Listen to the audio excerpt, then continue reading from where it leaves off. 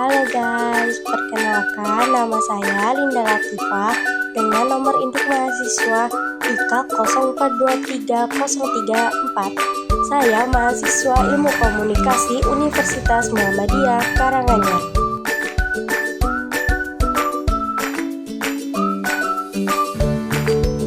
Nasi bakar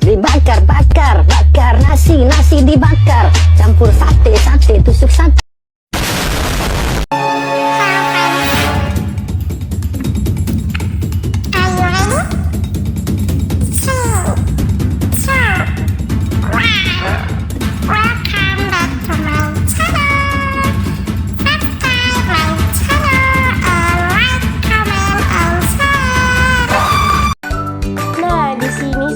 Menjelaskan tentang materi komunikasi organisasi. Apa itu komunikasi organisasi? Komunikasi organisasi merupakan proses penyampaian gagasan, informasi, maupun pesan antar anggota pada sebuah organisasi. Dengan adanya komunikasi organisasi, suatu organisasi dapat mencapai tujuannya dan menjaga hubungan antar karyawan, mitra, dan lainnya. Nah, selanjutnya ada pendekatan komunikasi organisasi. Pendekatan komunikasi organisasi merupakan sebuah kerangka kerja dan pendekatan yang digunakan untuk menciptakan komunikasi dalam sebuah organisasi. Dengan demikian, pendekatan tersebut dapat membantu suatu organisasi untuk mencapai tujuan bersama. Pada dasarnya, ada beberapa pendekatan dalam komunikasi organisasi, seperti yang pertama, pendekatan terpusat. Komunikasi organisasi ini dikendalikan satu entitas pusat ataupun departemen, serta informasi dari atas disebarkan ke bawah dalam hierarki organisasi untuk menciptakan kontrol serta koordinasi yang kuat dalam seluruh aspek organisasi. Contohnya, penggunaan departemen komunikasi korporat dalam sebuah perusahaan besar. Yang kedua, pendekatan terdesentralisasi. Pendekatan terdesentralisasi merupakan kebalikan dari pendekatan terpusat.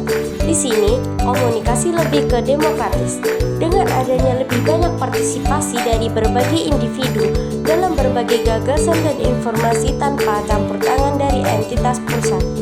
Contohnya, sebuah perusahaan membiarkan anggota tim untuk berkontribusi pada konten media sosial atau blog sehingga memberi suara yang beragam dan lebih spesifik di dalam komunikasi. Yang ketiga, pendekatan interaktif.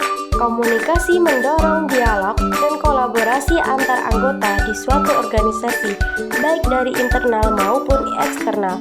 Contohnya, suatu organisasi mengadakan pertemuan publik ataupun forum yang terbuka di mana masyarakat atau komunikan bisa berinteraksi langsung dengan komunikator sehingga mendapatkan umpan balik. Yang keempat, pendekatan terbuka.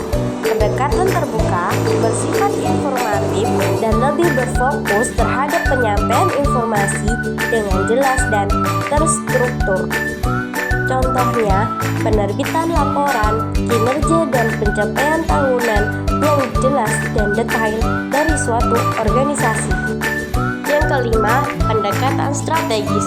Komunikasi organisasi dijadikan alat untuk mencapai target atau tujuan dan membangun citra yang baik dalam bisnis. Contohnya, sebuah perusahaan menyusun pendekatan secara cermat dengan memanfaatkan kampanye pemasaran yang kuat untuk memperkuat citra dan mereknya di mata konsumen. Yang keenam, pendekatan berbasis teknologi. Untuk alat meningkatkan informasi dengan memanfaatkan kemajuan teknologi informasi seperti internet dan media sosial. Contohnya, sebuah organisasi menggunakan platform media sosial untuk mempromosikan kolaborasi dan komunikasi karyawan. Nah, selanjutnya kita akan membahas jaringan komunikasi organisasi. Jaringan komunikasi organisasi adalah sistem yang menghubungkan aliran informasi di dalam organisasi. Jaringan komunikasi memiliki poin-poin penting, yaitu yang pertama, tujuan utama. Tujuan utama dirancang sebagai alat untuk memastikan suatu informasi, ide, atau gagasan dan instruksi diterima dengan baik oleh seluruh komunikan suatu organisasi. Yang kedua, komponen. Jaringan komunikasi organisasi terdiri atas komponen-komponen seperti manusia, teknologi atau media, dan cara komunikan atau prosedur. Yang ketiga, struktur. Dalam organisasi hierarki sering mengikuti jalur vertikal, tetapi pada organisasi yang desentralisasi lebih cenderung jalur horizontal dan juga bebas. Yang keempat, alat. Mencakup media yang digunakan dalam jaringan komunikasi organisasi seperti email, telepon, pesan instan. Yang kelima, formal dan informal. Formal merupakan jaringan komunikasi organisasi yang direncanakan atau terkonsep, seperti surat resmi. Sedangkan informal terjadi dengan spontan atau tidak disengaja di dalam suatu organisasi. Yang keenam, manajemen. Manajemen berperan penting dalam memastikan jaringan komunikasi organisasi agar berfungsi dengan baik dan benar. Yang ketujuh, kendala. Di dalam jaringan komunikasi organisasi pastinya akan ada sebuah kendala atau gangguan komunikasi dan organisasi harus mengatasi kendala tersebut. Yang terakhir, evolusi. Suatu organisasi harus beradaptasi dengan perubahan zaman yang semakin maju dan berkembangnya teknologi. Nah, di sini saya akan memberi studi kasus. Saya akan mengambil permasalahan terkait dengan badan usaha milik negara atau BUMN di Indonesia, terutama yang bergerak di sektor pengelolaan sumber daya air, listrik, dan energi. Beberapa kesimpulan dari kasus ini dapat diambil.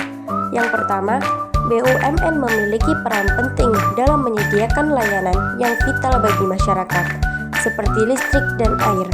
Ketersediaan sumber daya ini sangat penting untuk kesejahteraan rakyat.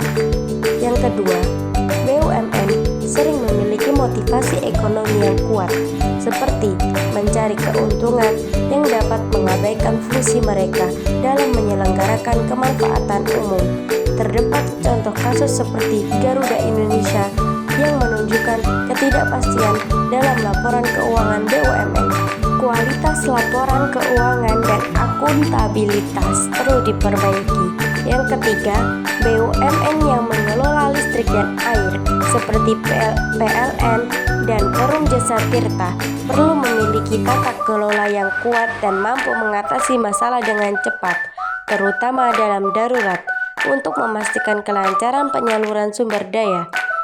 Yang keempat, masyarakat berhak untuk mengakses informasi tentang bagaimana BUMN mengelola sumber daya alam dan keuntungan yang dihasilkan. Transparansi perlu ditingkatkan untuk memastikan bahwa keuntungan ini benar memberi manfaat kepada masyarakat. Nah, sesi selanjutnya adalah kesimpulan dari penjelasan tentang penulisan makalah yang sudah kami kerjakan. Maka dari itu kami beranggapan bahwa komunikasi organisasi adalah sebuah sistem yang saling berkaitan. Komunikasi organisasi terdiri dari komunikasi eksternal dan internal organisasi, yang berarti sasaran atau komunikasi dari komunikasi ini tidak harus datang dari internal organisasi berikut. Komunikasi organisasi berjalan secara efektif jika proses penyebaran informasi dilakukan secara efektif. Jika penyebaran suatu informasi ataupun pesan tidak efektif, maka akan menimbulkan kesalahpahaman komunikan saat memahami informasi yang diterima.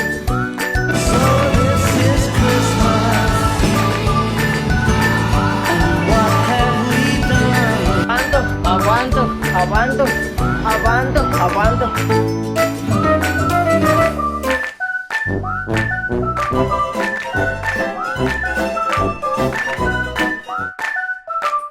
Saya ucapkan kepada para penonton yang sudah menonton sampai selesai dan sudah like, comment, and subscribe. Thank you for watching. Dadah. Wassalamualaikum warahmatullahi wabarakatuh.